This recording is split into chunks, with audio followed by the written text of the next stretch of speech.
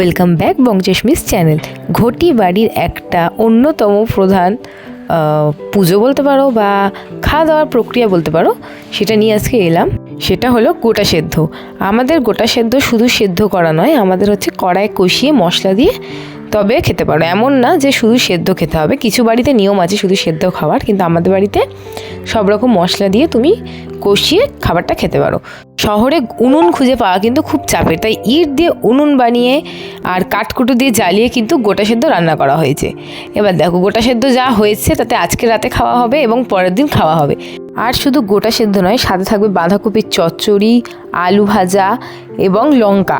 অবশ্যই লঙ্কা ছাড়া পান্তা খেয়ে কোনো আনন্দ পাওয়া যায় না। তো তারপরে থাকে কুলের চাটনি। তো এবার দেখো, উনুন হবে, মাংস কষা হবে না তার পরের দিন, তা কি হয়? তাই মাংস কষা খেয়ে পরের দিন জমিয়ে তবে গোটা সেদ্ধর উনুন তোলা হবে। আজকের মতো এতটুকু, দেখাবে অন্য ভিডিওয়ে।